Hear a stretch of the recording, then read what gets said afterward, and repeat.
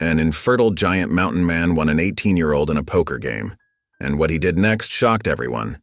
The saloon air is thick with smoke, cards slap the table, and boots stomp as laughter fills the night. A towering man, scarred, silent, feared, pushes forward his last hand.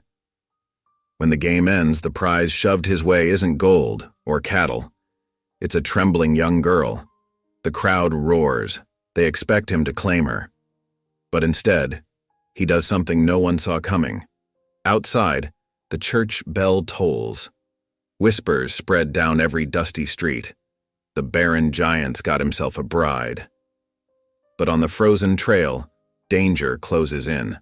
Armed men ride, carrying papers that say she belongs to them. A sheriff's badge gleams in the firelight, ready to drag her away. What hidden debts bind her fate? What buried pain drives him to fight? And when the law itself stands against them, will mercy be strong enough to triumph over greed? In a land where justice is bought and sold, can one broken giant protect the innocent and find redemption before it's too late? Drop a comment below and share which part of the world you're tuning in from today. If you enjoy stories like this, don't forget to subscribe for more. The oil lamps cast flickering shadows across the crowded saloon as tobacco smoke hung thick in the air. Outside, the autumn wind whistled through the streets of Leadville, but inside the establishment, the press of bodies and burning wood, stove, kept the chill at bay. The usual din of conversation had hushed to whispers as men gathered around the high-stakes poker table, their eyes fixed on the growing pile of coins and banknotes at its center. Joseph Hale sat uncomfortably in his chair, which creaked beneath his massive frame. His weathered hands, scarred from years of working trap lines in the high country, held his cards close. He hadn't wanted to join this game. The mountain man preferred the quiet solitude of his cabin to the noisy saloon, but the insistent coaxing of the other players had worn him down. "Come on, mountain man," they'd said. "Surely you've got something better to do with that fur money than hide it away in your cabin." Now here he sat, his broad shoulders hunched beneath his wool coat, trying to ignore the way the other men drew back slightly whenever he shifted in his seat. Joseph had grown used to that reaction. At 6'4", with a face marked by an old bear's claws and hands like sledgehammers, he knew his appearance frightened people. But those who knew him understood that his size masked a gentle nature. The current hand had drawn quite a crowd. $500 lay in the pot, more money than most miners would see in 6 months of backbreaking work. Most of the players had already folded, leaving only Joseph and Red McCullough, a horse trader known more for his drinking than his business sense. Red's bloodshot eyes darted between his cards and the pot. Sweat beaded on his forehead despite the cool air. "I'm out of cash," he slurred, "but I've got something better to wager." Joseph's stomach tightened. He'd seen that desperate look before, and it never led anywhere good. "The hand's rich enough," he said quietly, hoping to end things there. But Red wouldn't be deterred. He turned and gestured to a corner where a young woman sat alone, her plain dress and shawl marking her as out of place among the painted saloon girls. "I'm wagering my ward there. Kira Dawson. She's 18, healthy, and would make a fine wife for any man." The girl's head snapped up, her face draining of color. Joseph saw fear flash in her eyes before she lowered them to her lap again, her hands clenched in her skirts. A roar of laughter went up from the crowd. "There's a prize for you, Hale," someone shouted. "Maybe you'll have better luck getting children on this one than your last wife." Joseph's jaw clenched at the cruel jab, but he kept his voice steady. "A person ain't property to be wagered, McCullough." "She's my legal ward," Red insisted, his words slurring together. "Her pa left her in my care before he died, and I can do with her as I please." "Are you accepting the bet or not?" Joseph looked again at the girl, Kira. She sat perfectly still, like a rabbit trying to avoid a predator's notice, but he could see her trembling. The thought of this child being traded like cattle turned his stomach, but if he refused the bet, what then? Red would likely just find another player willing to accept, someone who might not have any qualms about treating her poorly. The crowd pressed closer, their breath hot with whiskey and anticipation. Take the bet, Hale. Show us what you've got. The shouts echoed off the sawdust-covered floor. With a heavy heart, Joseph nodded once. I accept. Red slapped his cards down triumphantly. 3 kings. The crowd leaned in as Joseph slowly laid out his hand. One by one, the cards fell. Ace of hearts, ace of clubs, ace of diamonds, ace of spades, and a king of hearts. Silence fell over the saloon. Then someone whistled low. 4 aces. Ain't seen that in a month of Sundays.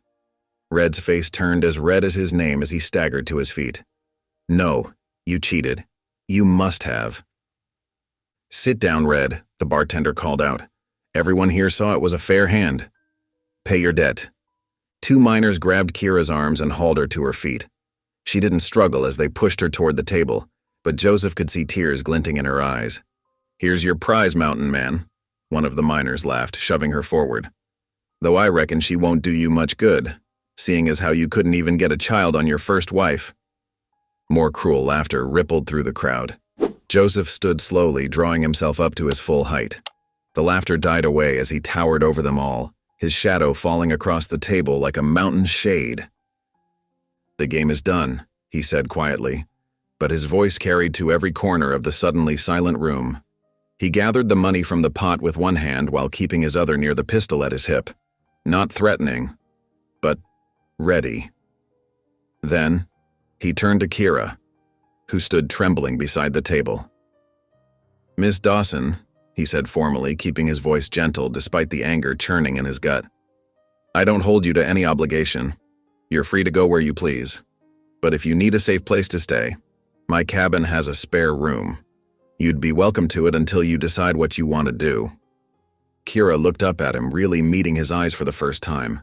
Joseph saw intelligence there, and fear, but also a flash of hope. She glanced at Red, who had slumped back in his chair, already reaching for another whiskey bottle. I would be grateful for that offer, Mr. Hale, she said softly, her voice steady despite her obvious fear. Joseph nodded and reached for his coat, which hung on the back of his chair. As he did so, one of the miners called out, Better watch yourself, girl. They say he's part bear, living up there alone in them mountains. That's enough, Joseph growled, and something in his tone made even the drunkest troublemakers step back. He draped his coat over Kira's shoulders, noticing how she flinched slightly at his proximity, before accepting the warmth of the heavy wool.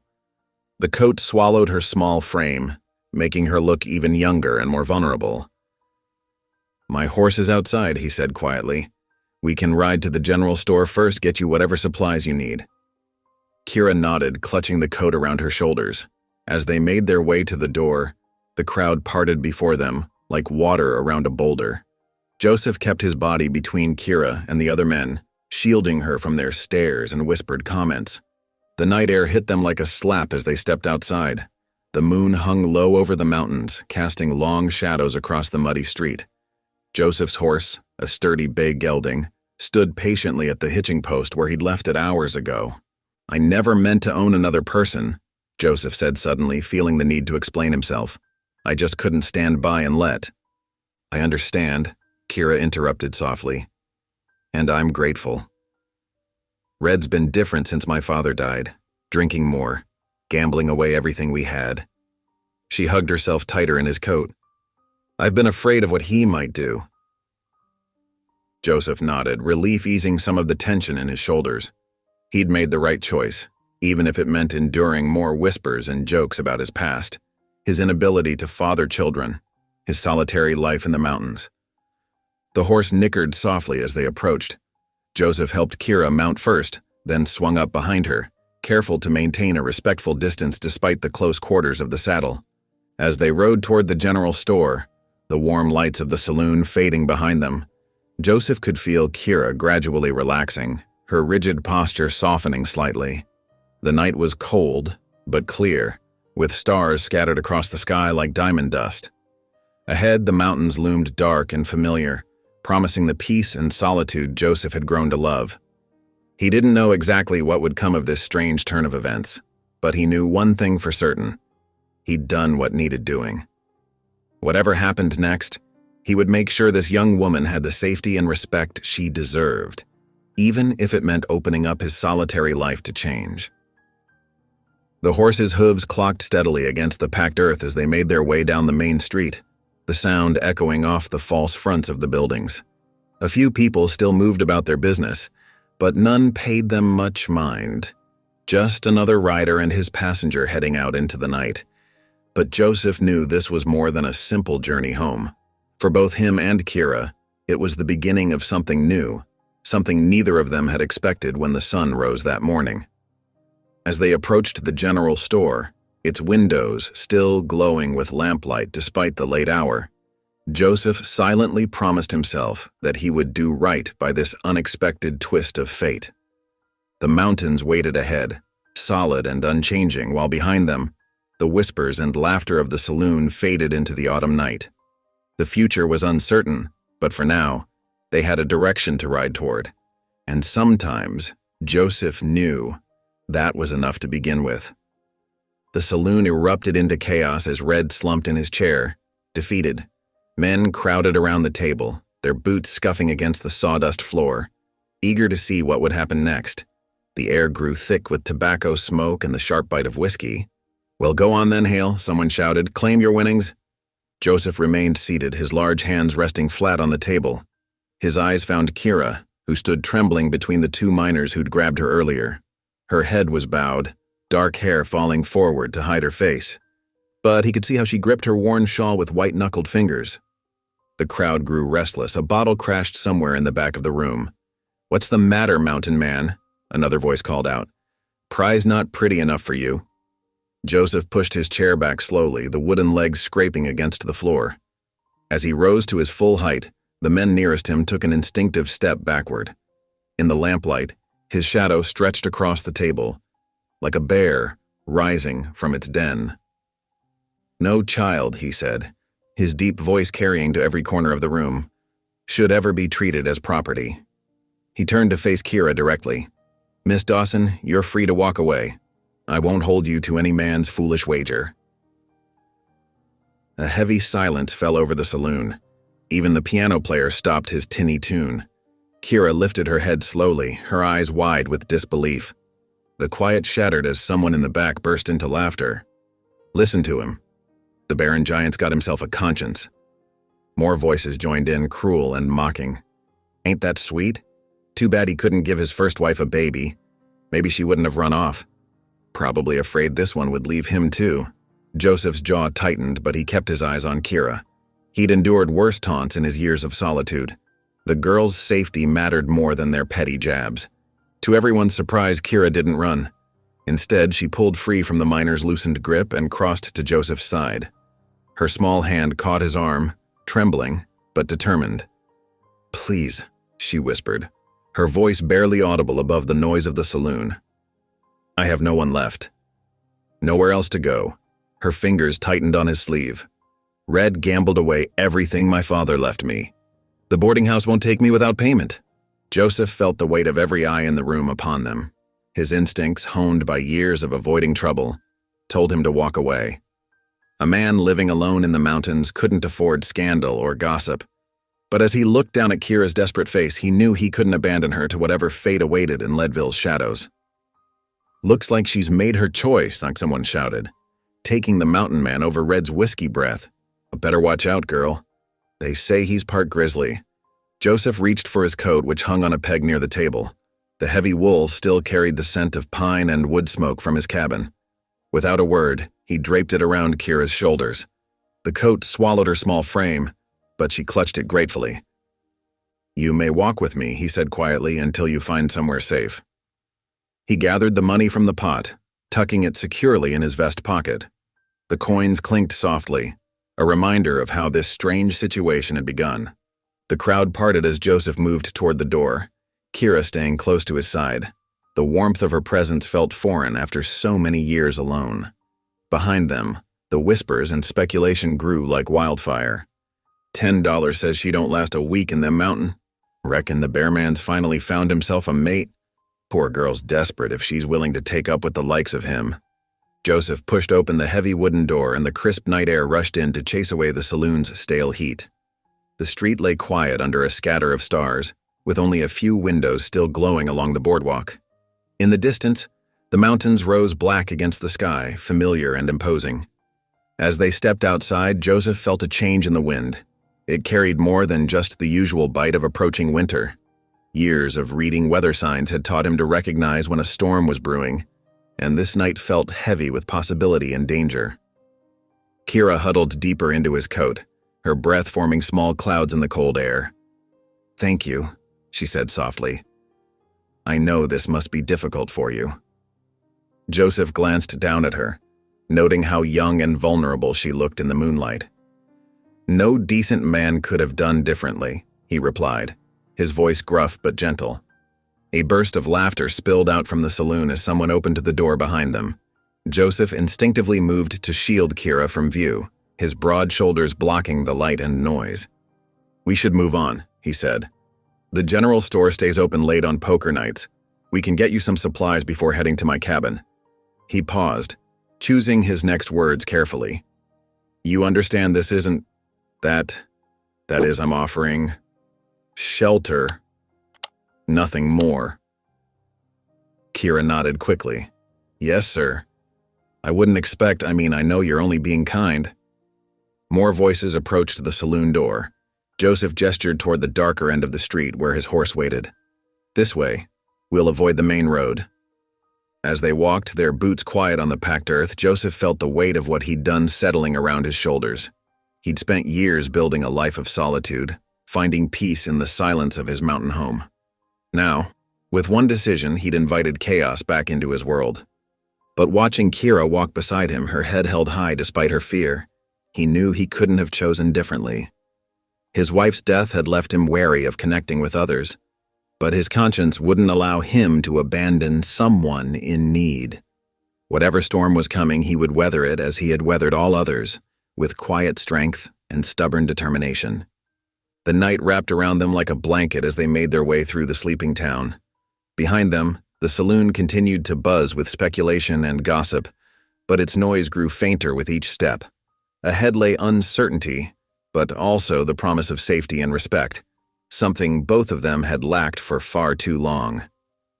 Dawn broke over Leadville in streaks of pale gold, the early light catching on frost-rimmed windows and weathered storefronts.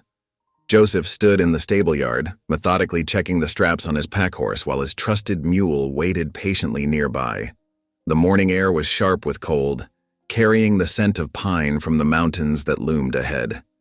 Kira emerged from the general store carrying a small bundle wrapped in brown paper. She'd changed into the clothes they'd purchased the night before, a sturdy wool dress, thick stockings, and boots that nearly fit. Her old shawl was replaced by a proper coat, though it hung loose on her thin frame. "I got the last of the supplies you listed, Mr. Hale," she said, holding up the package. "The shopkeeper's wife helped me find a warm blanket, too." Joseph nodded, taking the bundle and securing it to the pack horse with practiced movements. "Good. You'll need it where we're headed." He paused, his large hands stilling on the leather straps. "There's still time to change your mind." "The stage to Denver leaves at noon." Kira's face paled, but her voice remained steady. "I can't stay in town, sir. Red has friends here. They'd find me, claim me somehow. I'd rather take my chances in the mountains."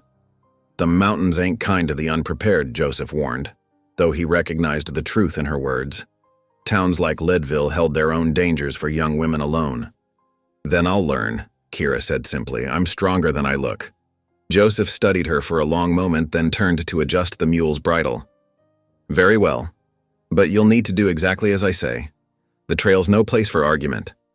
As they led the animals onto the main street, windows began opening in the surrounding buildings. Early risers paused in their morning routines to stare. Joseph felt their eyes like physical weight on his shoulders, heard the whispers start like rustling leaves. "Lord above, he's really taking herself. Poor thing tied to that giant. Heard he won her fair and square. Shameful, a girl that young." A group of women stood gossiping outside the millinery shop, their voices carrying clearly in the morning air.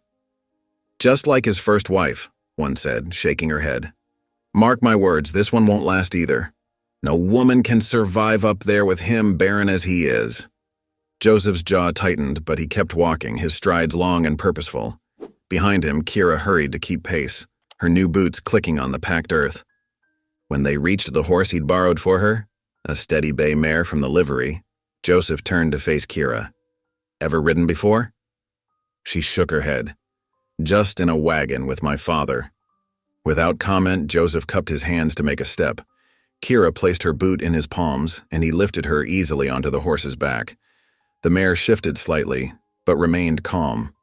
"Keep your back straight," he instructed, adjusting her grip on the reins. "Heels down, hands steady. Don't pull too hard on her mouth." His voice was gruff but patient as he demonstrated the basics of steering and stopping. They left town heading north, the sun climbing higher behind them. Joseph led them off the main road early, taking a less traveled trail that wound through stands of aspen. The tree's leaves had turned golden, trembling in the morning breeze like coins catching light. As the ground began to rise, Joseph called back instructions. "Stay close to my mule's tail. He knows the way, and the mare will follow. Save your strength. We've got a long climb ahead." The morning passed in steady progress. Joseph kept their pace deliberate, watching how Kira handled the increasing elevation. She remained quiet, focused on staying mounted, though he noticed her white-knuckled grip on the saddle horn. By midday, they'd climbed high enough to look back over the valley. Leadville lay below like a child's toy town, smoke rising straight from chimneys in the still air. Joseph called a halt near a creek, helping Kira dismount. Her legs trembled as they hit the ground. "We'll rest here," he said, leading the animals to water. "Get your bearings back." Kira nodded gratefully, sinking onto a sun-warmed rock. After a few minutes, she stood and began gathering twigs and smaller branches. Joseph watched as she arranged the wood carefully, just as he'd shown her the night before at the general store. Her hands were steady now as she struck the match, feeding the tiny flame until it caught the kindling. Soon, a small fire crackled cheerfully. "I'll fetch water," she said, reaching for the tin pot in their supplies. "For coffee, if you'd like some." Joseph grunted agreement, surprised at her initiative. He busied himself with the horses while she filled the pot at the creek and set it to boil over the flames. The familiar routine of checking hooves and adjusting loads helped settle his unease at having company after so long alone. When the coffee was ready, Kira poured it carefully into 2 tin cups, offering one to Joseph. "Thank you," she said quietly, "for teaching me about the fire. And the riding. I know I'm a burden, but I'll learn quickly. I promise." Joseph accepted the cup but didn't reply. The coffee was strong and hot, better than he'd expected. They ate a simple meal of jerky and hard biscuits, the creek's song filling the silence between them. As the sun began its westward slide, they made camp in a protected hollow near the water.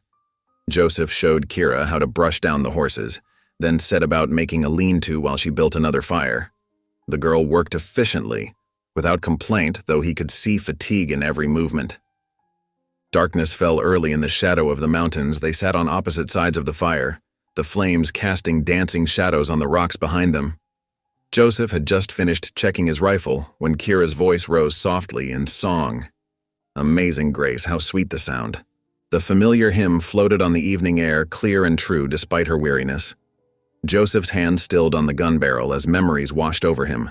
Sunday mornings in a white-painted church, his wife's voice joining the congregation, the hope they'd shared before grief and whispers drove them to the mountains. "That saved a wretch like me." Kira's voice carried no judgment, no hidden barbs. It was simply a song learned at her mother's knee, offered now to the night sky and the listening pines. Joseph sat motionless, something long frozen in his chest beginning to crack like spring ice. "I once was lost, but now am found." The last notes faded into the crackling of the fire. Kira pulled her blanket closer, staring into the flames. Joseph remained silent, but he felt the weight of the evening's peace settle around them like a benediction. When he finally spoke, his voice was rough with disuse. "Get some sleep. We start early tomorrow." Kira nodded, curling up in her blanket near the fire. Soon her breathing deepened into the rhythm of exhausted slumber. Joseph stayed awake, watching the stars wheel overhead through gaps in the trees. The hymn echoed in his mind, stirring memories he'd thought safely buried in the past. The fire burned low, its embers glowing like fallen stars. In the distance, a lone coyote called, its voice rising wild and free in the darkness.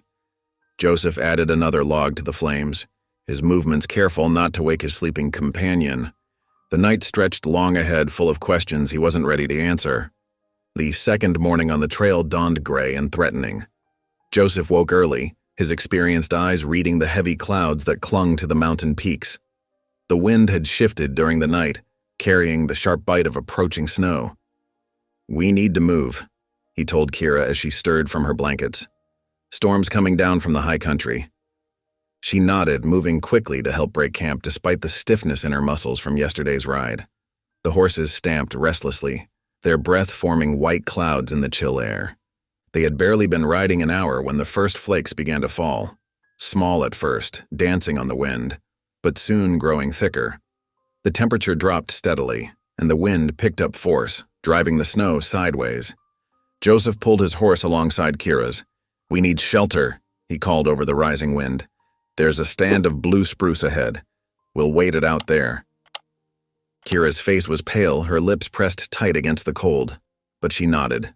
Joseph noticed her hands trembling on the reins, though she said nothing of discomfort. The spruce grove provided some protection from the wind.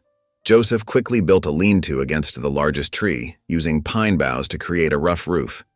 He got Kira settled inside while he tended to the horses, making sure they were protected by the natural windbreak of the trees. "We should keep moving," Kira insisted, though her voice shook with cold. "I can ride. I'm stronger now." Joseph shook his head. "No use fighting mountain weather, it'll pass when it passes." He busied himself gathering firewood, selecting the driest branches he could find under the trees. But Kira wouldn't rest. While Joseph was occupied with the fire, she began unpacking supplies, organizing their food, checking the horses again. Her movements grew increasingly unsteady, but she pushed on, determined to prove her worth. "Here," she said, offering Joseph some jerky from their provisions. "We should eat while we can." Her face was flushed now, despite the cold, and her eyes seemed too bright.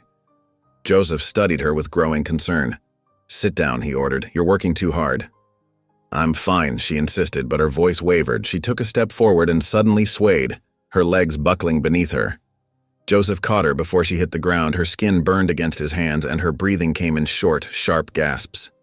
"Fever," he muttered, his heart clenching with old fear.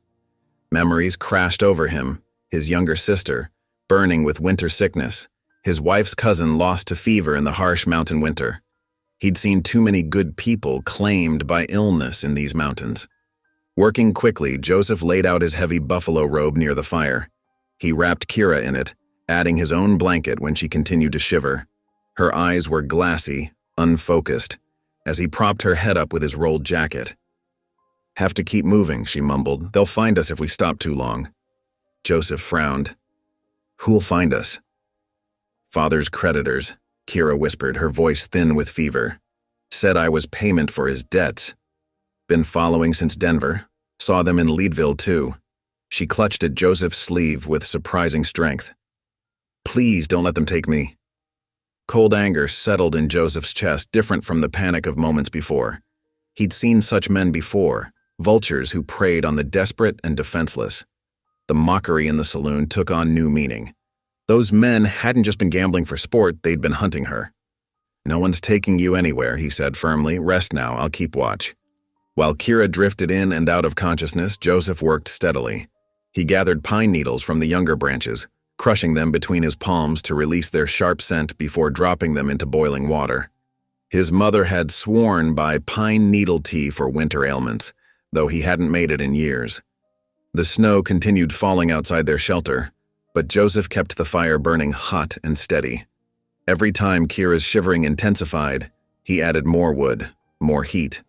Her fever seemed to rise with the shadows, and fear gripped him as the day waned.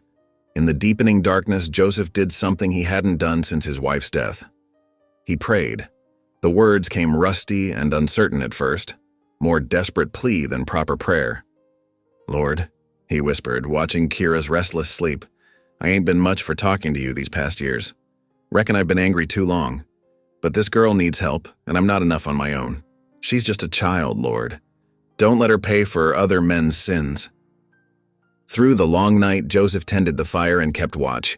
Every hour he coaxed more tea into Kira, supporting her head as she sipped. Sometimes she spoke in her fever, calling for her father or pleading with unseen creditors. Each time, Joseph's quiet voice brought her back to calm. Near midnight, the snow finally stopped. The clouds parted, revealing a sharp crescent moon that turned the new fallen snow to silver. The temperature dropped further, but inside their shelter, the fire held back the worst of the cold. Kira's fever broke just before dawn. Joseph felt the change in her breathing first, then saw her face relax into natural sleep. The burning heat of her skin gradually cooled to normal warmth. When she finally opened her eyes, they were clear and focused. "You stayed up all night," she said softly, noting the dark circles under his eyes. Joseph shrugged, hiding his relief behind gruff practicality. Someone had to tend the fire. He helped her sit up slowly, steadying her when dizziness made her sway. "Why didn't you tell me about the men following you?" Kira looked away, shame coloring her cheeks. "I thought I could handle it alone. I've been running so long." She twisted the edge of the buffalo robe between her fingers. "Father borrowed money from bad men. When he died, they said I was their property now, to sell or keep as they pleased. I've been trying to stay ahead of them, but they always find me." Joseph's hands tightened on the coffee cup he held. "They won't find you up here," he said firmly, "and if they do, they'll wish they hadn't." The morning sun broke over the mountains, setting the snow-covered landscape ablaze with light. Joseph began breaking camp, but he noticed how Kira's hands trembled as she tried to help.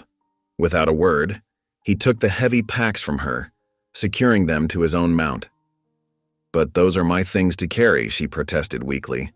"You're still recovering," he said, his tone brooking no argument. "We've got 3 days hard riding ahead. Save your strength." Kira subsided, recognizing the wisdom in his words.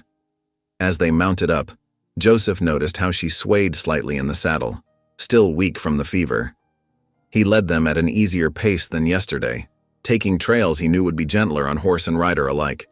The morning passed quietly, broken only by the soft crunch of hooves in new snow and the occasional call of a jay. Joseph kept a closer watch now, scanning the back trail more frequently, though he knew the snow would have covered any tracks below. The men Kira feared might be following, but they'd find the mountain trails held their own dangers for those who didn't know them well. He glanced back at Kira, noting how she pressed on despite her obvious fatigue. Something protective stirred in his chest, something he'd thought long dead after his wife's passing. This girl needed more than just temporary shelter. She needed someone strong enough to stand between her and those who would harm her. The sun climbed higher, turning the snow to diamond dust around them. Joseph adjusted his path slightly, taking them higher into the mountains where he knew the tracking would be harder and the shelter more secure. His cabin lay ahead, and, with it, the promise of safety. But first they had to reach it, and Kira needed to regain her strength. Joseph shifted more of their supplies to his own horse, lightening her load as much as possible. It wasn't much, but it was what he could do for now. The rest would come with time and trust, and the mountains rose around them, ancient and indifferent to human struggles. But Joseph felt something changing in himself, a slow awakening of purpose he'd thought forever lost. He'd asked God for strength to protect this girl. Now he intended to use it. The last rays of sunlight painted the snow-capped peaks in shades of purple and gold as Joseph guided their weary horses up the final stretch of trail. Kira swayed in her saddle, exhaustion evident in every line of her body. The fever had weakened her more than she would admit, but she hadn't complained once during their arduous journey. "Almost there," Joseph called back, his deep voice carrying over the whisper of wind through the pines. "Just beyond that next ridge." As they crested the rise, his cabin came into view, a solid structure of squared logs and stone, nestled against the mountainside like it had grown there naturally. Smoke curled from the stone chimney where he'd left banked coals in the hearth 3 days ago. The sight of it brought relief even to Joseph, who'd made this journey countless times before. He helped Kira dismount, steadying her when her legs threatened to buckle. Easy now, he murmured. Been a long ride. The girl nodded wearily, letting him support her weight as they approached the cabin door. Joseph lifted the latch and ushered her inside, leaving their gear on the porch for now. The horses could wait a few minutes while he got Kira settled. The cabin's interior lay in shadows.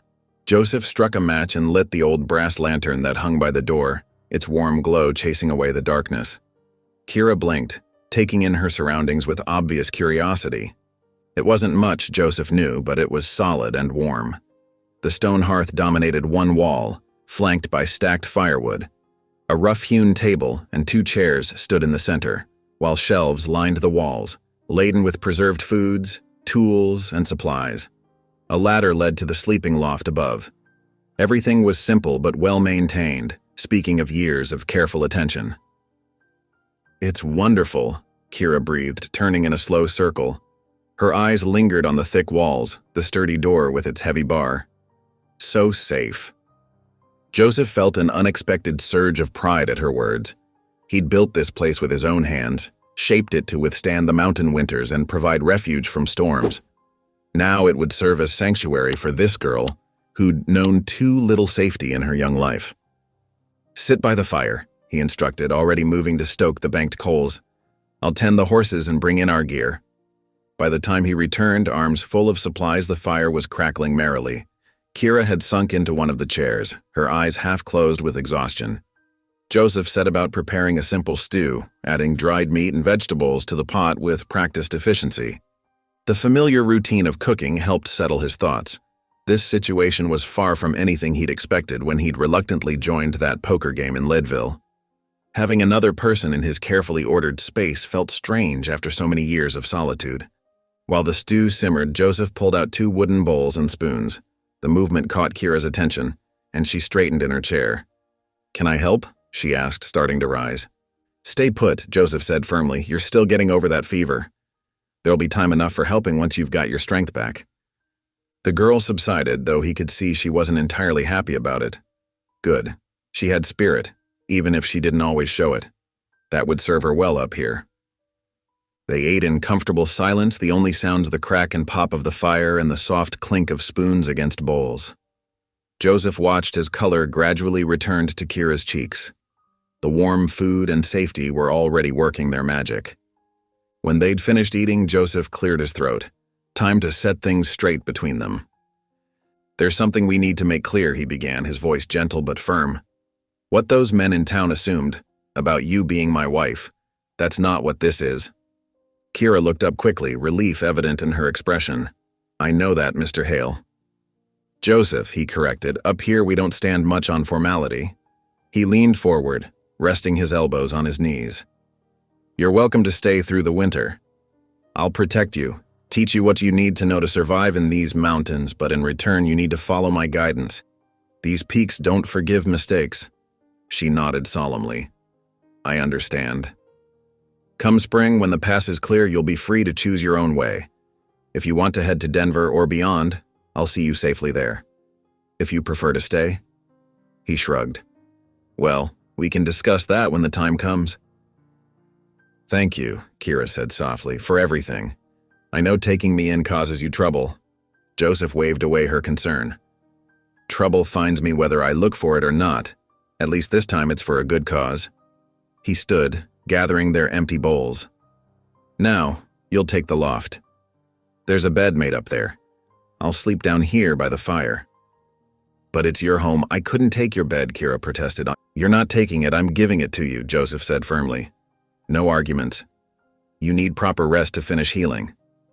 He showed her where to find extra blankets, soap, and other necessities, then helped her up the ladder to the loft. The space was simple but clean, with a narrow bed built into the wall and a small window that looked out over the valley. While Kira settled in above, Joseph spread his bedroll near the hearth. Outside, snow had begun falling heavily, the flakes thick and wet against the window panes. By morning, the trail would be completely covered. They were sealed in for the winter, for better or worse, and the girl's soft footsteps moved across the loft boards as she prepared for sleep. Joseph stared into the flames, considering how this unexpected arrangement would test his carefully cultivated solitude. He'd grown used to answering to no one, speaking to no one but God and his horses for months at a time, Now he had charge of a young woman's safety and well-being. "Good night, Joseph," Kira called down softly. "Good night," he replied, surprised by how natural it felt to have another voice in his home. The fire popped and settled, sending sparks up the chimney. Joseph added another log, making sure it would last through the night. The wind picked up outside, driving the snow harder against the walls, but inside all was warm and still. He said his prayers, something he'd started doing again since meeting Kira, then wrapped himself in his blanket. The girl's steady breathing from the loft told him she was already asleep, trusting in the safety his home provided. Joseph closed his eyes, listening to the familiar sounds of his cabin settling around him. Things would be different now, with another person sharing his space. But as he drifted toward sleep, he realized he didn't mind the change as much as he'd expected. The storm outside grew stronger, but the cabin's thick walls held firm against the wind and snow, sheltering its occupants as it had been built to do. Tomorrow would bring its own challenges, but for now, they were safe and warm. Two souls, finding refuge in this mountain sanctuary. The morning after their arrival, Joseph woke before dawn, as was his habit. He found Kira already up, trying to rekindle the fire with clumsy movements. The flames had died down overnight, leaving only faintly glowing embers. "Here," he said, making her jump, "let me show you." Joseph knelt beside her at the hearth. With practiced motions, he demonstrated how to arrange the kindling and coax the embers back to life.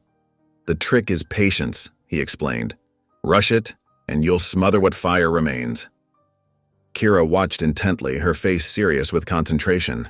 When Joseph stepped back, she tried herself, following his example carefully until a small flame caught and grew.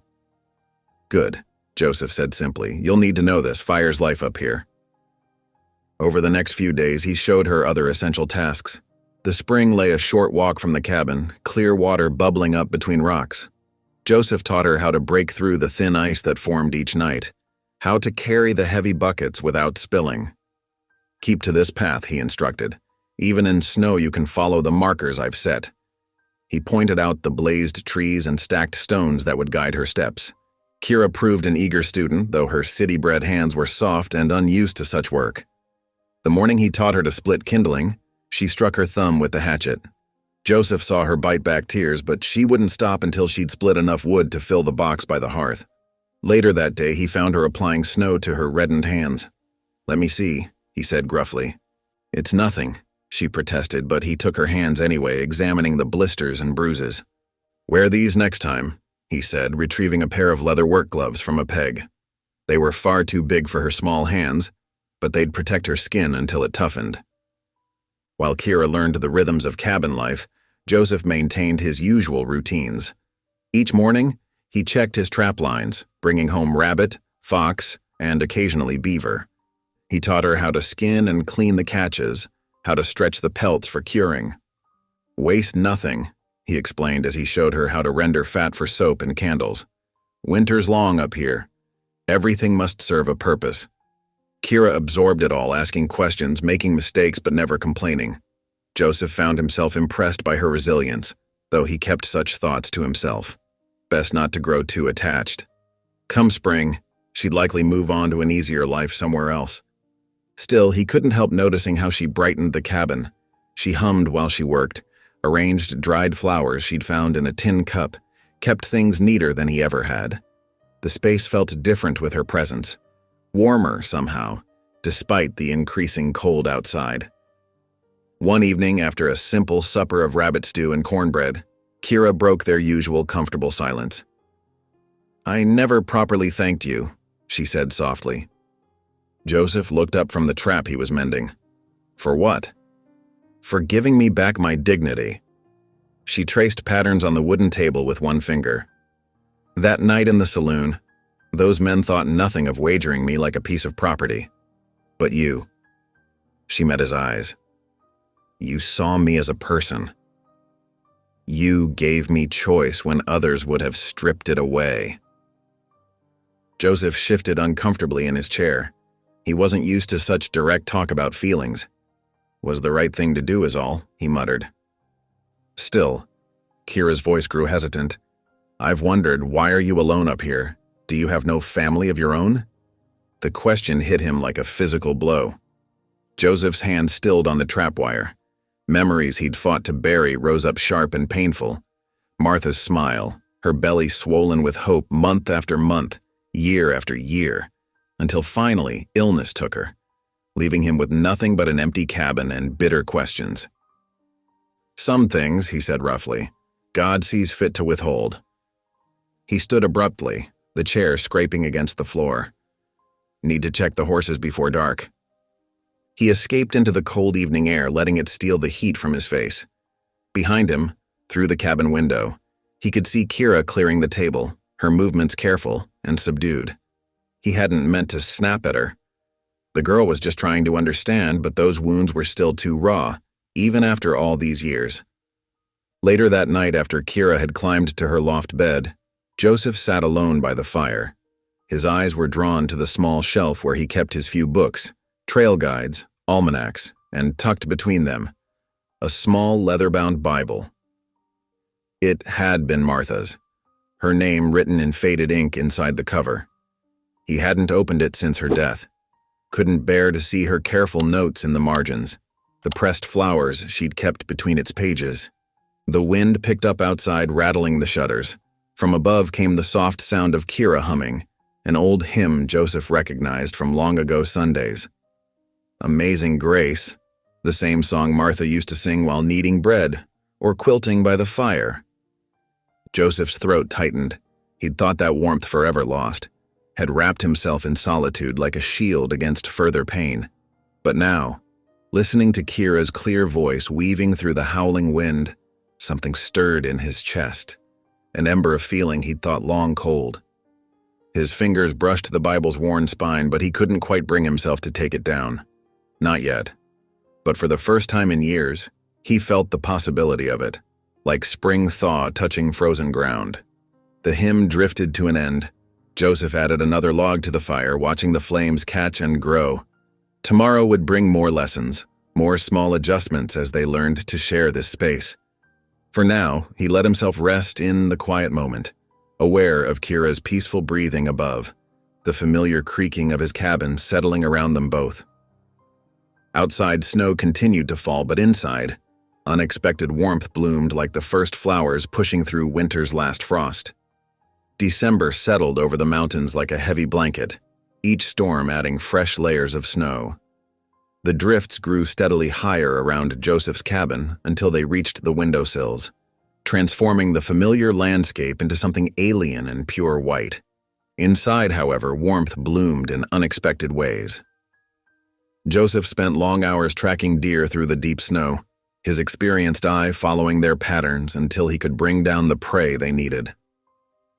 One particularly cold morning, he returned hauling a young buck across his shoulders, his beard crusted with ice but satisfaction evident in his eyes.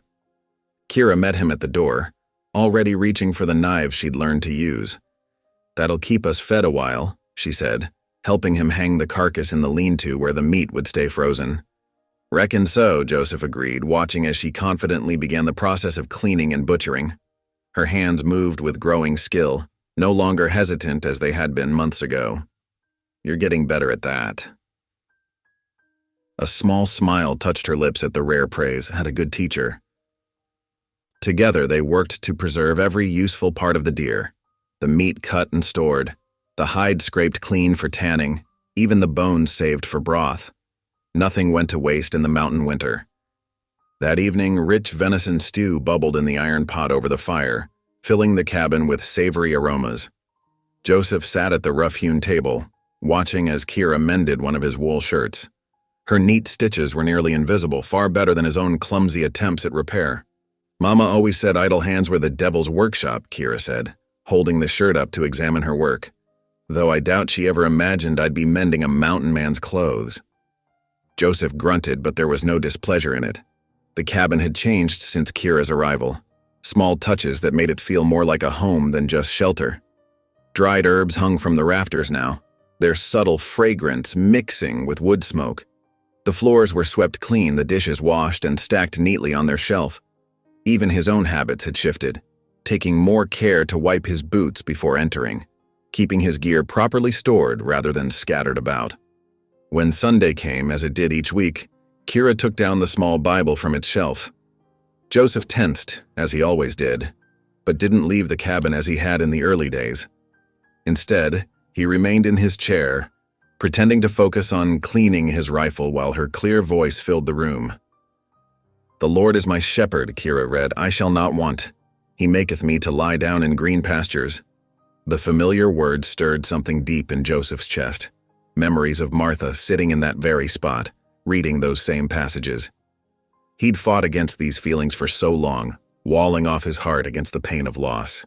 But Kira's gentle presence had begun to crack those carefully built defenses. Later that evening, after Kira had gone up to her loft bed, Joseph sat alone by the fire.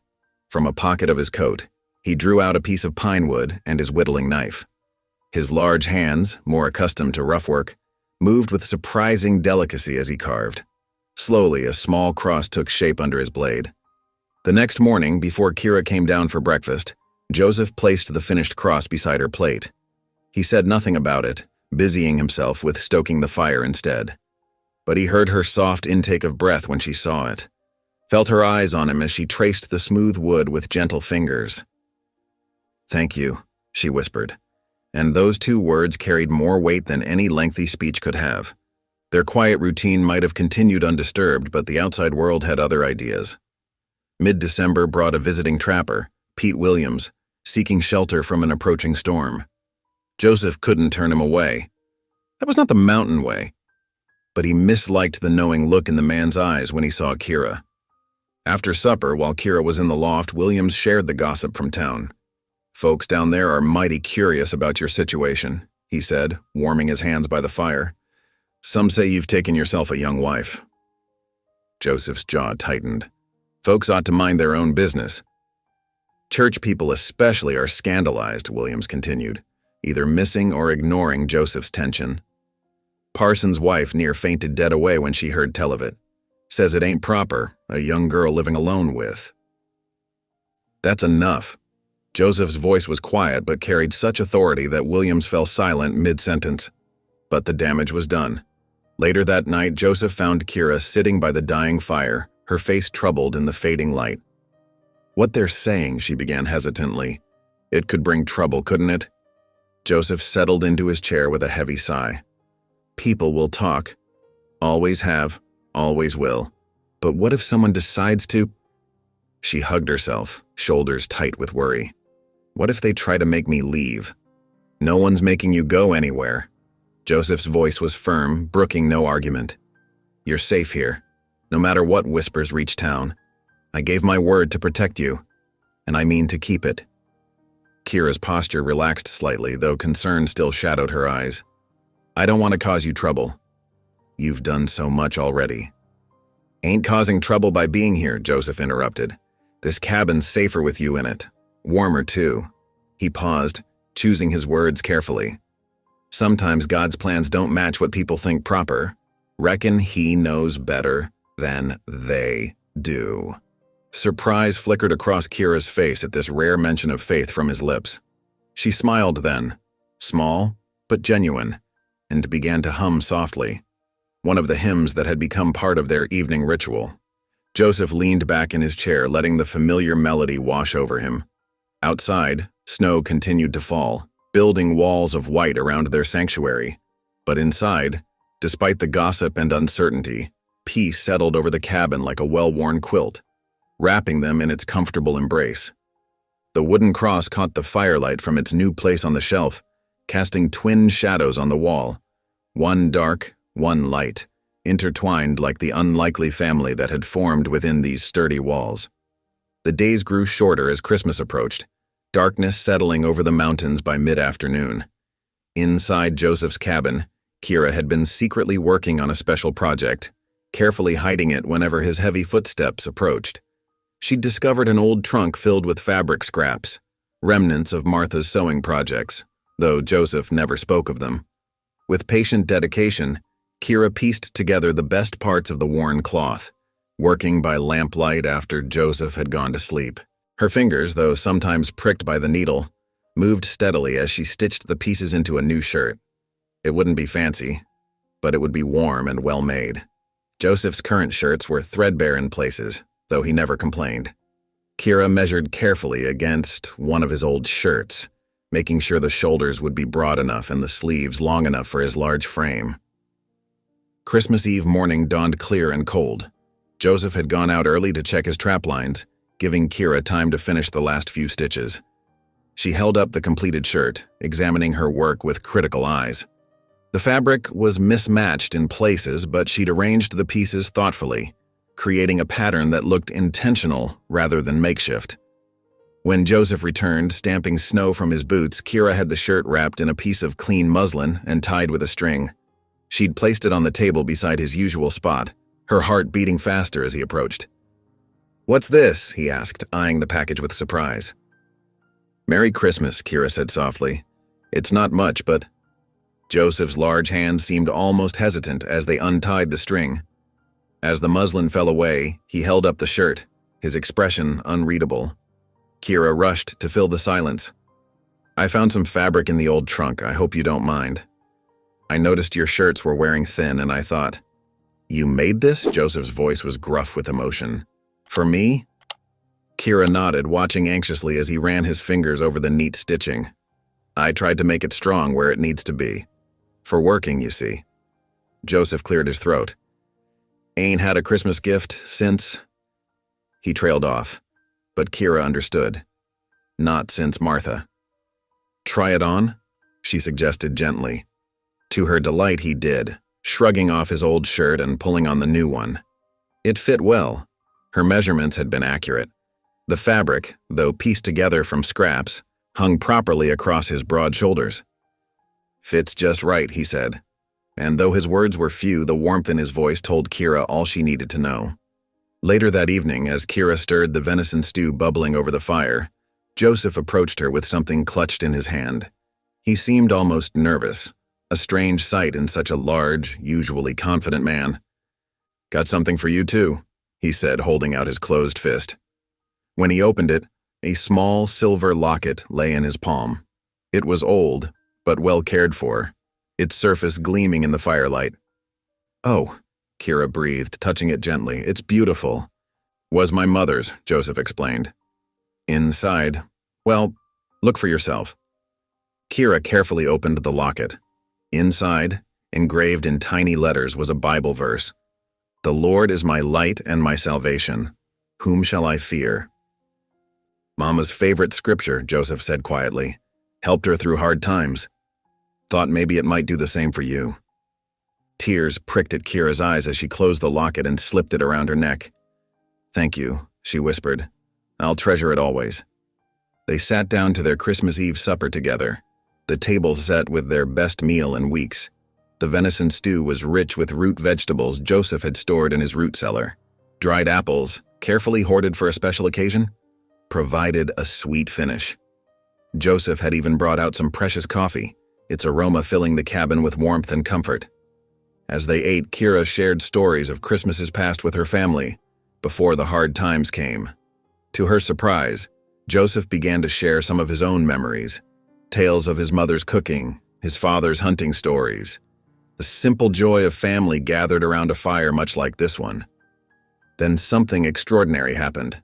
Kira, describing a mishap with her father's attempted Christmas turkey, saw Joseph's shoulders shake. A low, rough sound emerged, unfamiliar at first, then recognizable as laughter. Though rusty from disuse, it was genuine and warm, transforming his entire face.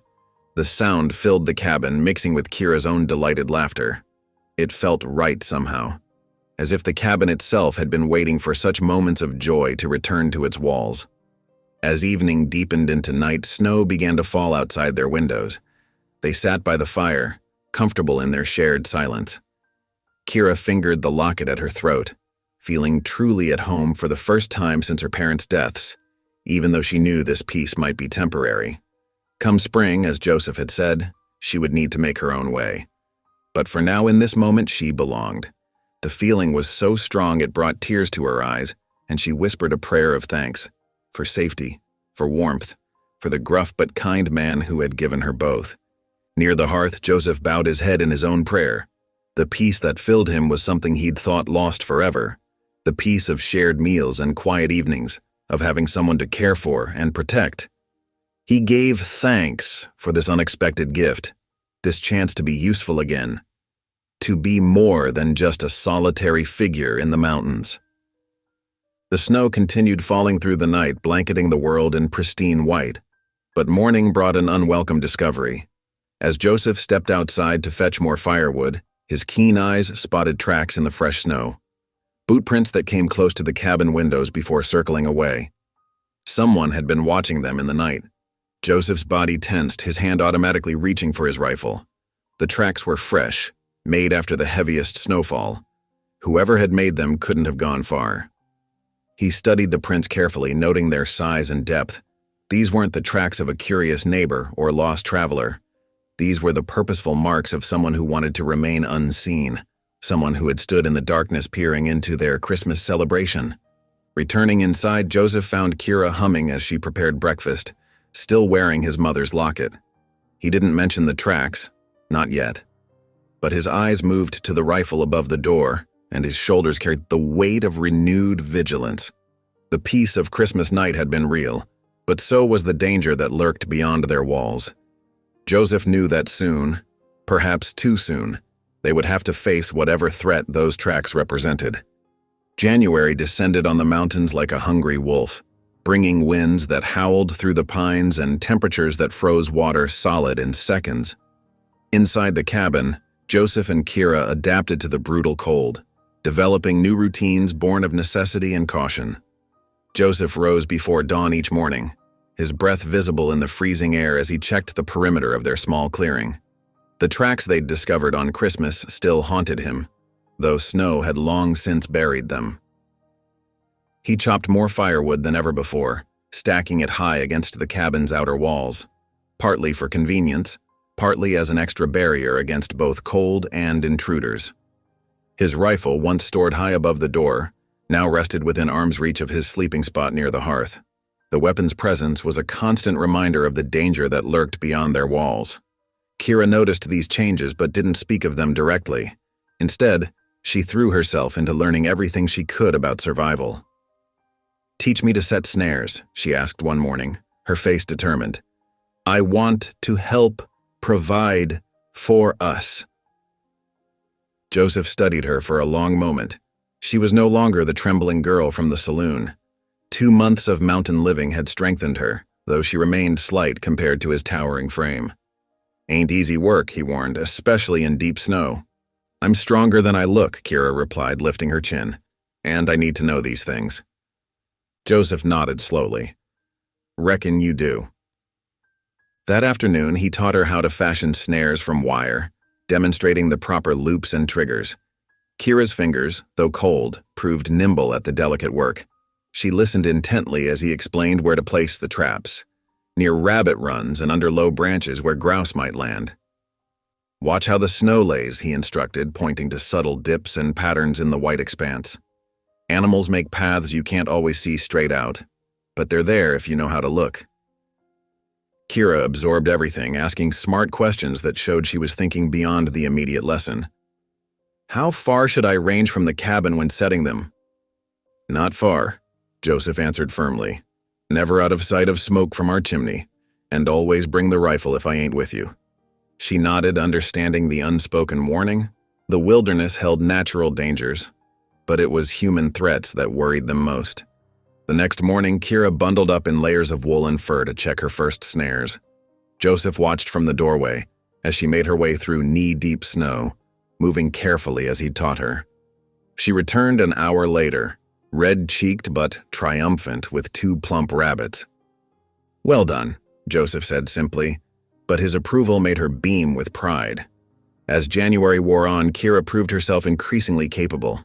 She learned to split kindling with precise strokes, to read weather in the clouds, to keep the cabin's interior warm with careful management of the fire. Joseph found himself relying on her help more each day, though he remained protective. Then came the afternoon that changed everything. They were checking the spring together, a critical task as it was their only water source. Joseph had chopped through the ice that morning, and they needed to fill their barrels before night fell. The winter sun hung low, painting long shadows across the snow. Kira spotted them first, fresh hoofprints in the new-fallen snow circling the spring. "Joseph," she whispered, her voice tight with fear. He was already crouching, examining the tracks, at least 3 horses, he determined, and they'd passed through recently, within the last few hours. The riders had dismounted here, probably to water their mounts and scout the area. "Back to the cabin," he said quietly now. They hurried through the gathering dusk, Joseph scanning the tree line constantly. Once inside, he barred the door and checked every window shutter, making sure they were secure. Kira stood by the fire, trembling not from cold but from fear. "They found me," she said, her voice barely audible. "Just like I knew they would." Joseph turned to her, seeing the terror in her eyes.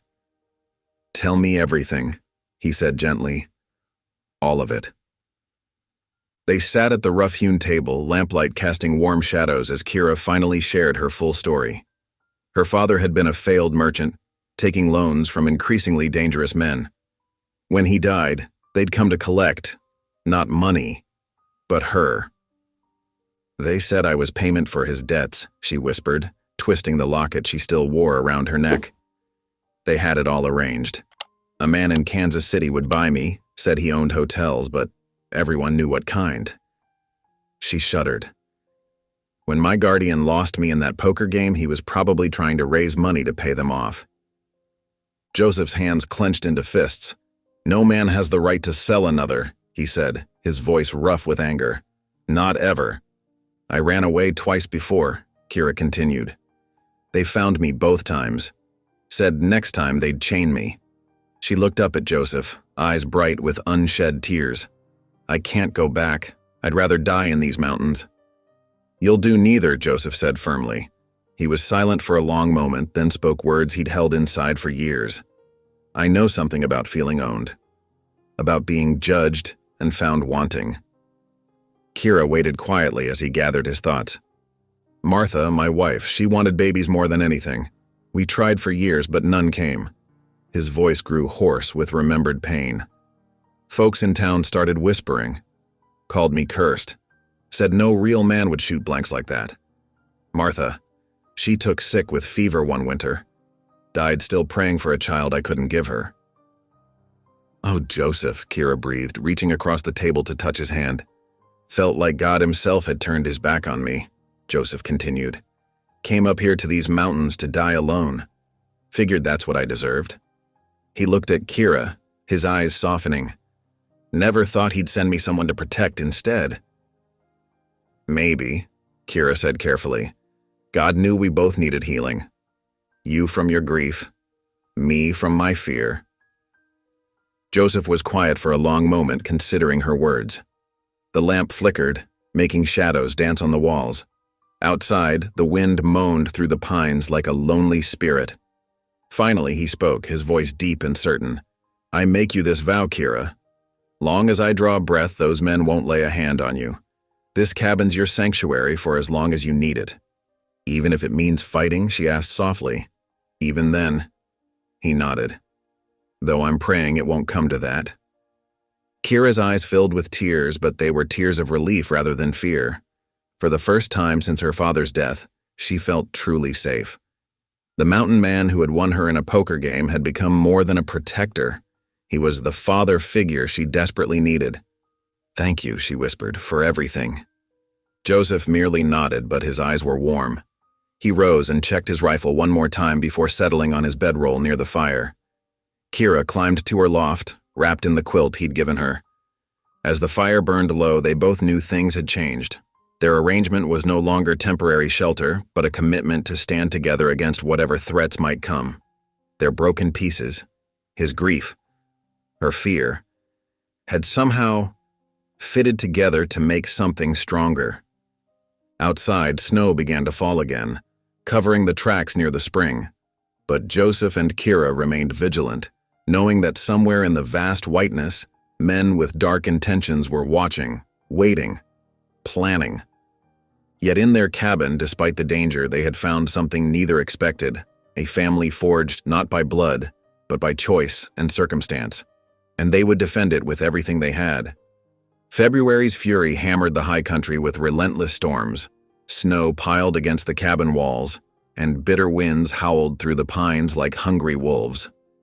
Inside, Joseph and Kira maintained their careful routine, stoking the fire, melting snow for water, sharing quiet meals together. The morning dawned steel, gray, and cold.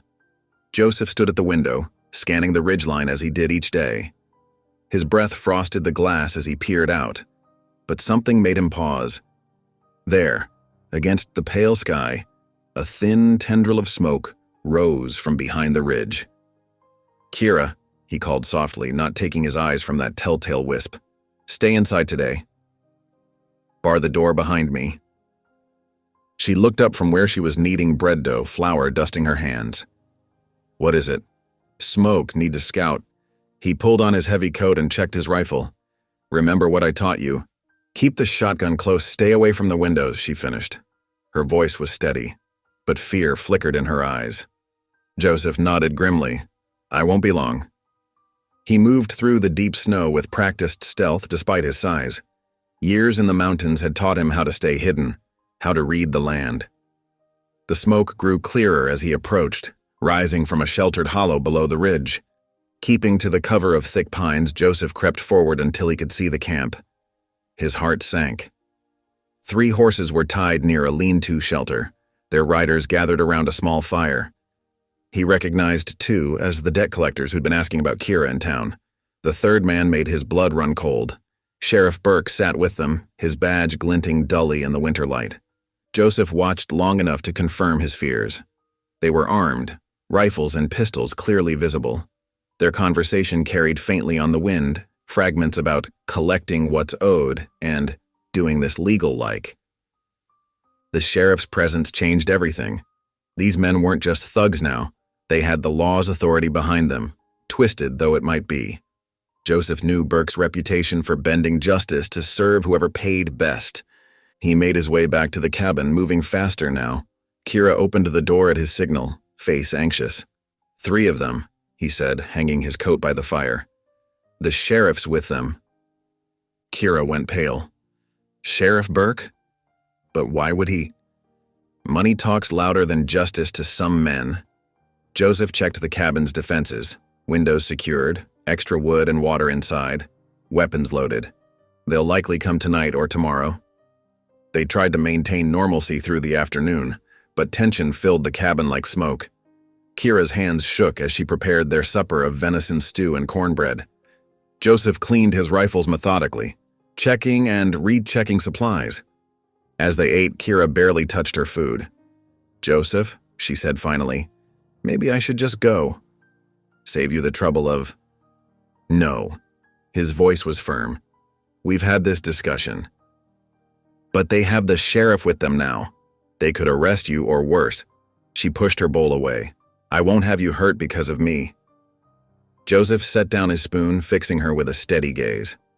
"Listen close, girl. What those men plan ain't legal, badge or no badge.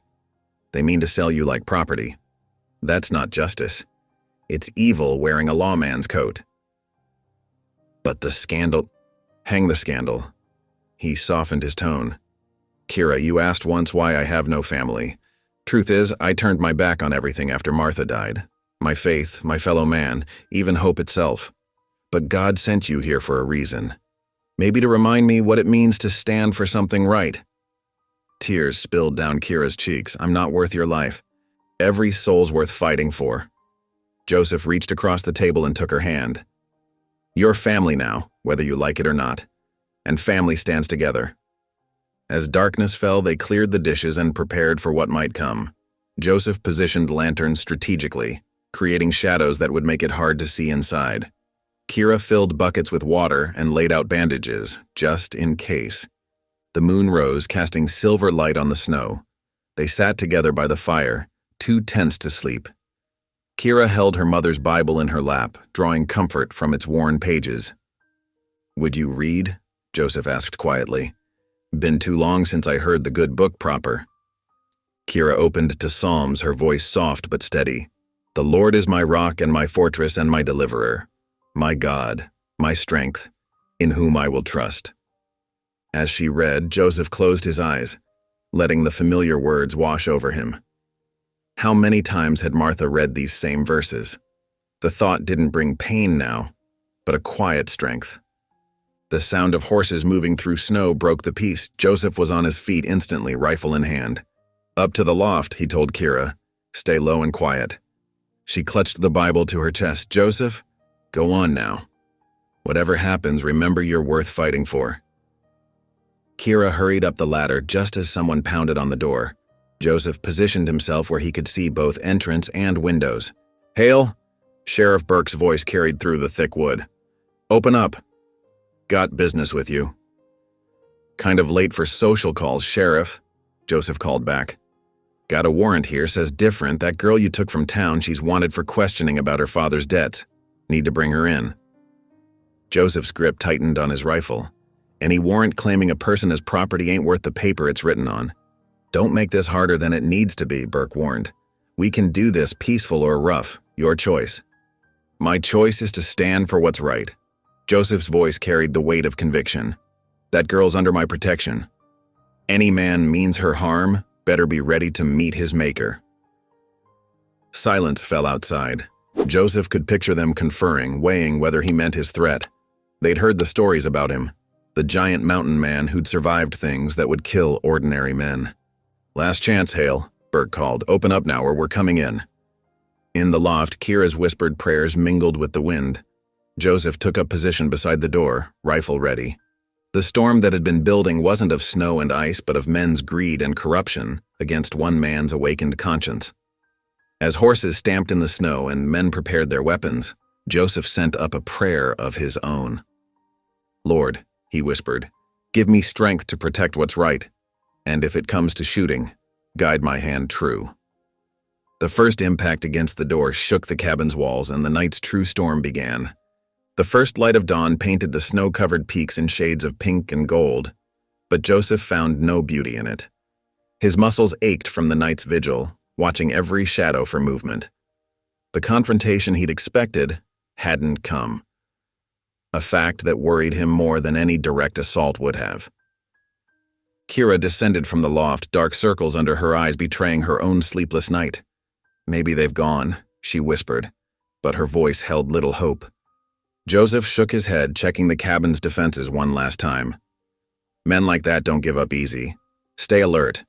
They tried to maintain their morning routine, Kira stirring porridge over the fire while Joseph brought in fresh water from the spring. The familiar motions felt hollow, like actors performing in a play where everyone knew the ending would be tragic. The sound came just as they were sitting down to eat, multiple horses approaching at a steady pace. No attempt at stealth this time. Joseph's hand went to his rifle, but something in the confident rhythm of the hoofbeats made his stomach knot. "Sheriff's office, open up, Hale." Burke's voice rang out stronger in the morning light. "Got papers need serving." Joseph moved to the window, keeping to one side. Through the frost-edged glass, he counted 5 men now: the sheriff, the 2 debt collectors, and 2 deputies he recognized from town. All armed, all looking grimly official. "Kira," he said quietly, "get your coat on.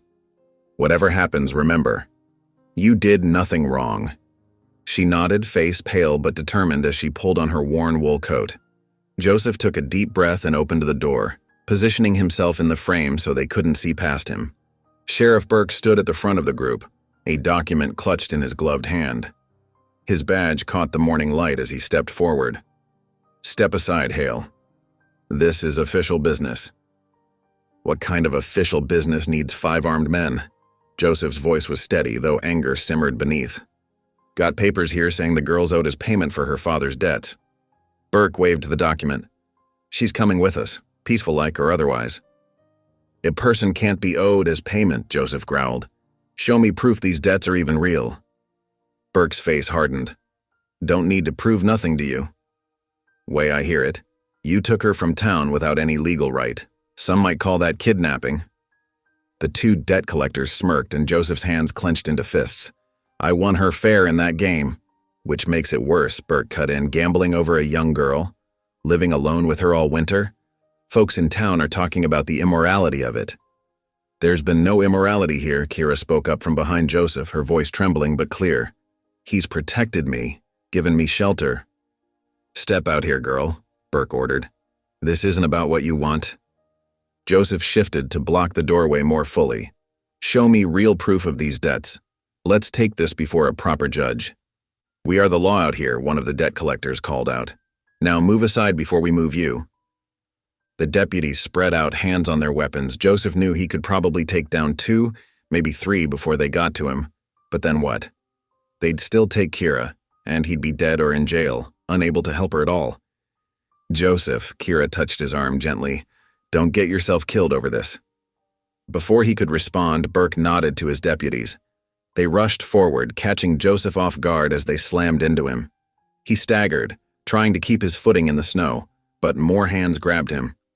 No, Kira cried out as one of the debt collectors seized her arm, dragging her outside. Please, he never harmed me. He's a good man. Joseph fought against the hands holding him, his size working against him as they used his momentum to throw him down into a snowdrift. A boot caught him in the ribs, driving the air from his lungs. Another blow landed on his back. Stop it! Kira's voice cracked with tears. You're hurting him. Through snow-blurred vision, Joseph saw them forcing her onto a horse, her struggles useless against their strength. He tried to rise, only to feel the cold press of a gun barrel against his neck. Stay down, Burke warned. You follow us, you'll get shot. This is your only warning. She's just a child, Joseph gasped, spitting blood into the snow. You know this ain't right. For just a moment, something like shame flickered across Burke's face. Then he turned away, mounting his horse. Sometimes the law ain't about right and wrong. It's about who's owed what. Joseph could only watch as they rode away, Kira's sobs fading into the morning air. The cabin door creaked in the wind, swinging open to reveal the mess inside. Chairs overturned, dishes scattered from their breakfast. Snow began to fall, soft and silent, covering the tracks of horses and men. He lay there in the drift, every breath painful, every heartbeat a reminder of his failure. The snow settled on his coat, on his face, as if nature itself were trying to bury his shame. The man who'd survived countless winters alone, who'd fought off bears and outlaws, had been helpless to protect one innocent girl. The morning light seemed to mock him now, touching the peaceful mountain peaks while below, injustice rode away unchallenged. In all his years of solitude, Joseph had never felt more alone than in this moment, stretched out in the snow, with only the creaking door and his own ragged breathing for company. The pristine white of the new fallen snow was marred by spots of his blood, bright red against the pure surface. Like his failure, it stood as a stark reminder that sometimes evil won, sometimes the strong prevailed over the right. The silence of the mountains pressed down, witness to his humiliation but offering no comfort. Joseph remained there, the cold seeping into his bones as the snow continued to fall. Each flake that touched his face felt like a tear he couldn't shed, nature's quiet mourning for justice lost, and protection failed. The open door of his cabin swung gently in the morning breeze, inviting him back to an emptiness he wasn't sure he could face. The door of Joseph's cabin groaned in the winter wind, snow drifting across the threshold. Inside, the hearth stood cold and lifeless, much like Joseph's spirit. He had managed to drag himself from the snowdrift, his body aching from the beating. But the physical pain was nothing compared to the hollow ache in his chest. Night fell early in the mountains and darkness crept into every corner of the cabin. Joseph sat motionless in his chair, staring at the empty place where Kira should have been. The quiet pressed against his ears like a physical weight. No soft humming of hymns, no gentle movements as she worked, no quiet prayers before bed. Just silence. Fool, he muttered to himself, the word bitter on his tongue. Thinking you could protect anyone. Thinking you deserved any kind of family. The shame that had haunted him for years rose up like bile. Memories of townspeople's whispers about his barrenness, his late wife's tears, the way people looked at him with pity or scorn. He had retreated to these mountains to escape such judgment, yet here he was, having failed again at the simple task of keeping someone safe.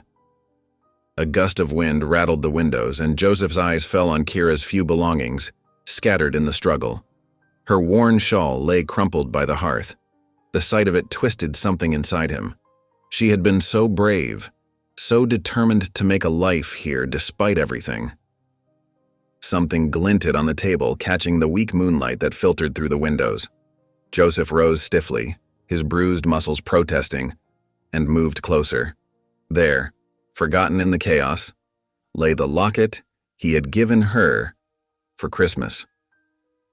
His mother's scripture, sealed inside its silver walls. Joseph's legs gave out. He collapsed to his knees beside the table, clutching the locket in his trembling hands. The metal was cold against his palm, like the winter that had settled into his soul. Why? The word escaped him, raw and broken.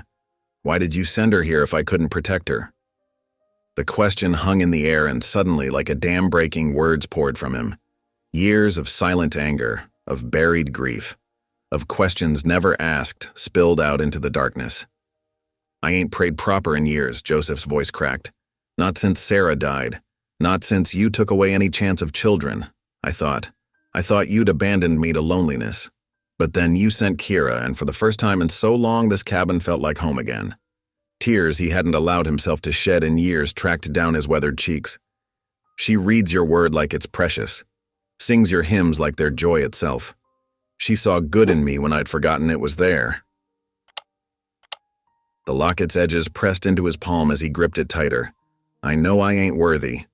Know I've turned my back on you.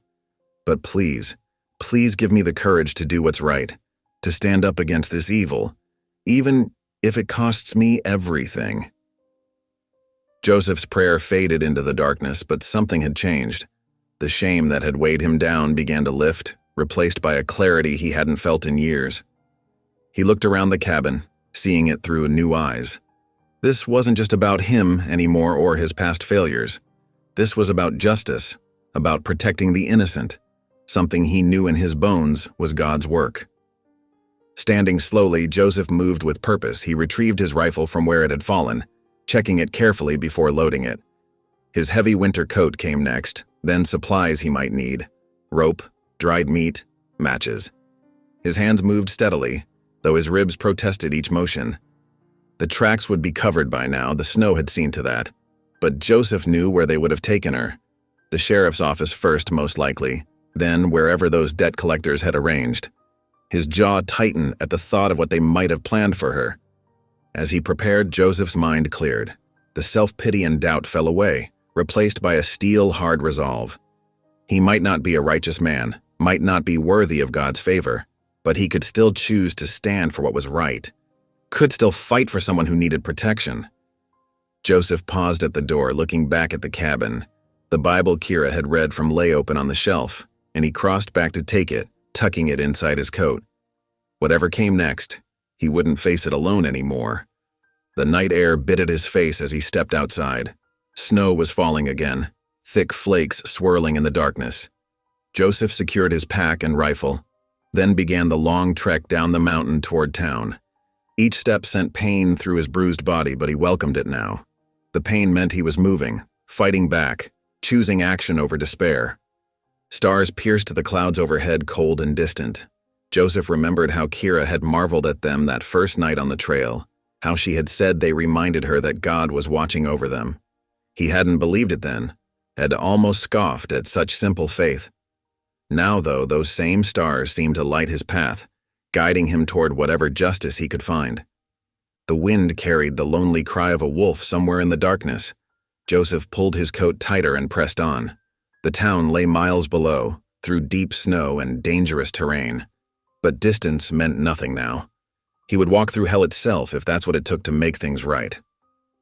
"Hold on, child," he whispered into the night. "I'm coming." The words felt like a prayer, like a promise both to Kira and to God.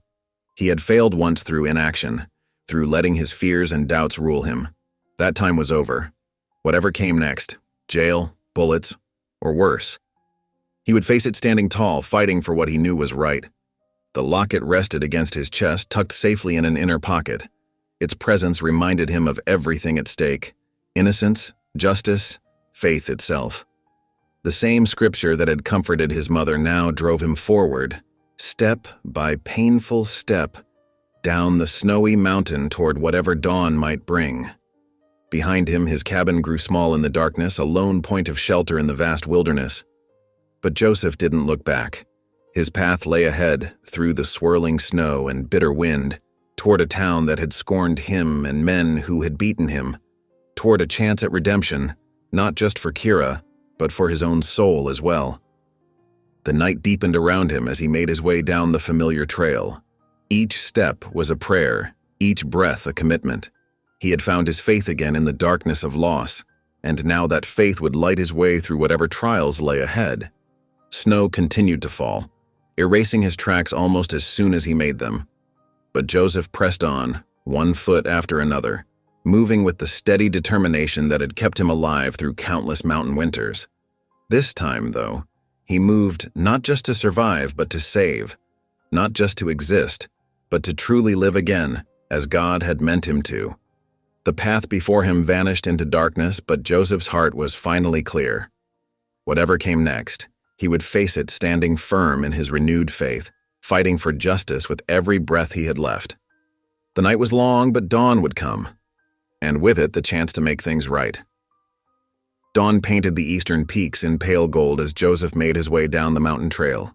Each step sent pain through his bruised ribs, but he pressed forward, driven by purpose. The familiar path to Leadville stretched before him, winding through stands of pine and past granite outcrops dusted with snow. By mid-morning, smoke from cooking fires caught his attention. A Ute camp lay nestled in a protected hollow just off the trail. Joseph paused, remembering the scout who had helped him years ago when he first settled in these mountains. Perhaps Henry Two Feathers still camped in these parts. As Joseph approached the camp, several women looked up from their work, their faces guarded. A tall figure emerged from one of the lodges, Henry Two Feathers himself, older now, but still straight-backed and keen-eyed. "Joseph Hale," Henry said, his voice measured, "many moons since you traded here." Joseph nodded respectfully. "Henry, I remember the winter you showed me where to find beaver when my traps were empty. You saved my life that season. I remember also when you spoke truth about the broken treaty, stood with my people against false claims." Henry studied Joseph's battered face. "You carry trouble now." "A girl was taken," Joseph said, his voice rough. "Kira. Men claim she's payment for her father's debts. They mean to sell her, Henry. It ain't right." Henry's dark eyes narrowed. "Such things poison the land, make all people smaller." He gestured for Joseph to sit near the fire. A woman brought them cups of strong tea. Joseph's hands trembled slightly as he accepted the drink. "I need witnesses who'll speak truth before the judge. Folk who'll say I protected her, never harmed her. Your word carries weight, Henry. You've known me 15 years. Henry was silent for a long moment, watching the fire. Finally, he spoke. "You showed honor when others did not. Kept your word when treaties turned to dust." He met Joseph's gaze. "I will speak. Truth must stand against darkness." Relief flooded through Joseph. "Much obliged, Henry, truly." "Rest here," Henry said. "Eat." Then we walked together. Joseph accepted the offer gratefully. While he ate the hearty stew Henry's wife provided, the scout gathered his weapons and supplies. An hour later, they set out together down the trail to Leadville. As they walked, Henry spoke of changes in the territory, new settlers pushing into valleys, more broken promises from the government. Joseph listened, hearing the deep hurt beneath the measured words. Both men understood what it meant to be judged unfairly, to be pushed aside by those who claimed power. By early afternoon, they reached the small church that stood on the outskirts of town. Joseph had avoided it for years, the sight of its weathered cross bringing too many painful memories. But now, he squared his shoulders and approached the door. Preacher Matthews was inside, his white hair catching the light from the stained glass windows as he arranged hymnals in the pews. He looked up as Joseph entered, recognition and surprise crossing his aged face. "Joseph Hale," the preacher said softly. "It's been a long time, son." "Since Sarah's funeral," Joseph admitted, his throat tight. "I know I ain't been right with God since then, but I need your help, preacher." The old man gestured to a pew and Joseph sat, Henry taking a place nearby. Joseph told the whole story, the poker game, protecting Kira, the months at his cabin, and finally the violent taking. As he spoke, the preacher's face grew grave. "I remember when you and Sarah first came to town. Matthews said when Joseph finished. "Such hope in both your eyes. Her death near destroyed you, son. But now I hear life in your voice again. This girl brought you back to faith?" "She reminded me what it means to trust God," Joseph said. "To believe in something bigger than my own pain. I can't let them harm her, preacher. It ain't right." The old man nodded slowly. "No, it ain't right at all." He stood, reaching for his coat. "I conducted Sarah's funeral. I've known you 20 years, Joseph. I'll testify to your character before any judge in this territory." Hope began to grow in Joseph's chest. With Henry and Preacher Matthews standing with him, perhaps the judge would listen. Perhaps justice could still prevail. The three men walked into Leadville together as afternoon shadows lengthened across the street. Heads turned as they passed. Joseph heard the whispers start. The giant was back, and not alone.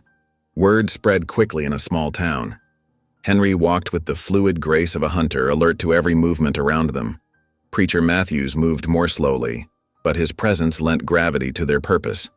And Joseph, though still bruised and weary, felt strength flowing back into his spirit with each step. They made their way to the saloon where it had all started. The same smoky interior, the same rough crowd, but Joseph was different now. He stood straighter, his voice carried clear and strong as he addressed the bartender. "Tell Judge Wilson I need to see him," Joseph said.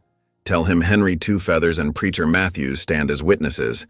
Tell him it's about justice for an innocent girl." The bartender hurried out and a hush fell over the saloon.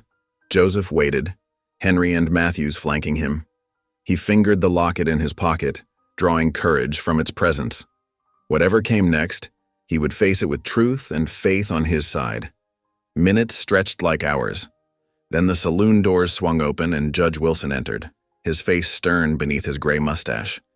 He surveyed the scene, the mountain man, the native scout, the preacher, and something in his eyes showed he understood this was no ordinary dispute. "Mr. Hale," the judge said formally, "I hear you wish to convene a hearing?" "Yes, sir," Joseph replied, "about Kira Dawson, and about what's right in the eyes of God and man." Wilson nodded slowly. "Very well, we'll convene at my office in 1 hour. Bring your witnesses." He turned to go, then paused. "And Mr. Hale, I hope you understand what you're starting here." "I do, Your Honor," Joseph said firmly. "Been understanding it since the night I won that poker game. Some things are worth fighting for, no matter the cost." The judge left and the whispers in the saloon grew louder, but Joseph stood unmoved, Henry's quiet strength on one side, Matthew's moral authority on the other. The first step toward justice had been taken. Outside, the winter sun was sinking toward the mountains. Joseph looked west toward his cabin, remembering Kira's hymns filling the empty spaces, her quiet strength as she learned to survive in his world. He had promised to protect her, and though he had failed once, he would not fail again. "We have 1 hour," Preacher Matthews said. "Let us pray for wisdom and courage." Joseph bowed his head, letting the old man's words wash over him. Henry stood in respectful silence, his own prayers rising to the Creator in his native tongue. In that moment, 3 very different men were united in a single purpose: to see justice done, to protect the innocent, to stand against the darkness that would treat a human soul as property. The late afternoon light slanted through the saloon windows, painting copper and gold across the rough wooden floor. Joseph felt the weight of what was to come, but he was ready now. The time for doubt was past. The hour of justice was at hand. Henry's quiet voice broke the silence. "The path is clear," he said. "We walk it together." Joseph nodded, grateful beyond words for these allies who had chosen to stand with him. Whatever the outcome of the hearing, he was no longer alone in his fight. Faith, friendship, and the courage to face whatever came, these would light their way forward. The hour began to count down as they prepared for the hearing that would determine not just Kira's fate, but the very nature of justice in their corner of the frontier. Joseph's prayer was simple now, for strength to speak truth, and wisdom to see it prevail. The saloon transformed into an impromptu courtroom, tables pushed aside to make room for Judge Wilson's makeshift bench. Afternoon light filtered through dusty windows as townsfolk packed the room, their whispers filling the air like angry wasps. Sheriff Burke stood with the debt collectors waving papers that claimed ownership of Kira. "These documents show she's payment for her father's debts, Your Honor," he declared, his voice carrying across the crowded room. Judge Wilson studied the papers, his brow furrowed. Around them, townspeople muttered about scandal and impropriety, casting dark glances at Joseph. Joseph rose slowly to his full height, his voice quiet but firm. "By God's law, no person can be owned," he said. "Kira is free, as all God's children are free. Those papers cannot bind her soul."